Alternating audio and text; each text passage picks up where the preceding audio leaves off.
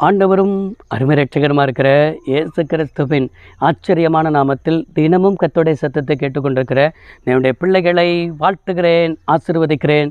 நீங்கள் ஆசீர்வதிக்கப்பட்டவர்கள். இந்த நாளிலும் கூட கர்த்தர் உங்களை பார்த்து சொல்கிற ஒரு வார்த்தை, பலனை கொடுக்கிற தேவன் என்பதாக ஆண்டவர் பேசி கொண்டிருக்கிறார். உங்களுடைய வாழ்க்கையில் நீங்கள் முயற்சி பண்ணுறீங்க, நீங்கள் பிரயாசம் எடுக்கிறீங்க, நீங்கள் முயற்சியிலும் உங்கள் பிரயாசத்துலேயும் பலனே இல்லை. அப்படிங்கிறதுனால நீங்கள் பேதுருவை போல சோர்ந்து போய் காணப்படுகிறீர்கள்.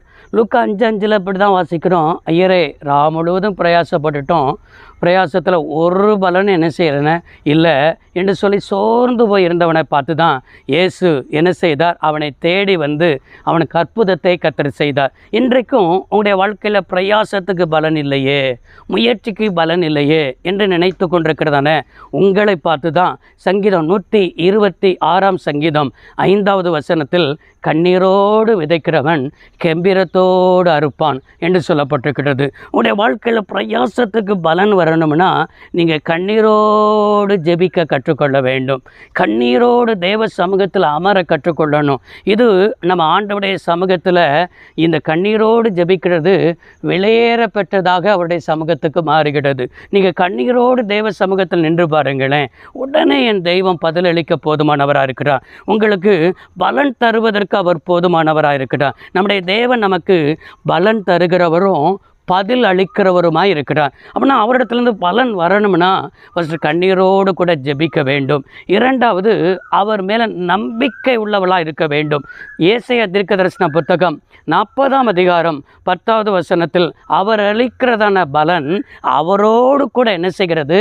வருகிறதா இருக்கிறது. அப்படின்னா அவர் அளிக்கிறதான பலன் அவரோடு கூட வருகிறது என்கிறதான நம்பிக்கை. ஆண்டவர் நிச்சயமாக இந்த காரியத்தில் பலன் தருவார். இந்நாள் வரைக்கும் தோல்வியை கண்டிருக்கிறோம், இந்நாள் வரைக்கும் ஏமாற்றத்தை கண்டிருக்கிறோம், இந்நாள் வரைக்கும் தடுமாற்றத்தை கண்டிருக்கிறோம். நிச்சயமாக ஏசாயா 40:10 என் வாழ்க்கையில் பலன் வரும் என்று சொல்லி அவரை நம்பணும். அவருடைய வார்த்தையின் மேலும் 3வது விசுவாசம் வைக்க வேண்டும். இன்றைக்கி அநேகர் வசனத்தை படிக்கிறவர்கள் உண்டு, வசனத்தை தியானிக்கிறவர்கள் உண்டு, வசனத்தை பேசுகிறவர்கள் உண்டு. ஆனால் வசனத்தை கை கொள்கிறவர்கள் கிடையாது, வசனத்தை விசுவாசத்தோடு கேட்கிறவர்கள் கிடையாது. கேட்ட வார்த்தை பிரயோஜனப்படாததற்கு விசுவாசம் இல்லாதபடிக்கு வார்த்தை கேட்டபடினால் கேட்ட வார்த்தை பிரயோஜனப்படவில்லை என்று பார்க்கிறோம். விசுவாசத்தோடு நிச்சயமாக எனக்கு பலன் தருவார், நிச்சயமாக என் தேவன் எனக்காக யாவை செய்து முடிப்பார். இப்போவுமே நீங்கள் அறிக்கையிட்டு பாருங்கள். இப்போவுமே இந்த வசனத்தை கேட்கும்போதே வார்த்தையின் மேலே விசுவாசத்தை கொண்டு வாருங்கள், வாக்குத்தத்தத்தின் மேலே விசுவாசத்தை கொண்டு வாருங்கள். இன்றைக்கு உங்களுக்கு பலன் தருவேன் சொல்லியிருக்கிறாரு.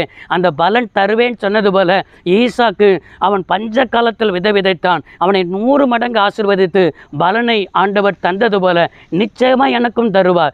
ஈசாக்கின் தேவன் என்னுடைய தேவன், ஆபிரகாமின் தேவன் என்னுடைய தேவன், யாக்கோபின் தேவன் என்னுடைய தேவன். அவர்களுக்கு பலனை தந்த ஆண்டவர் எனக்கும் பலனை தந்து என்னையும் ஆசீர்வதிப்பார், என்னையும் விருத்தடை செய்வார், என் குடும்பத்தையும் விருத்தடை செய்வார் என்று அறிக்கையிடுங்கள்.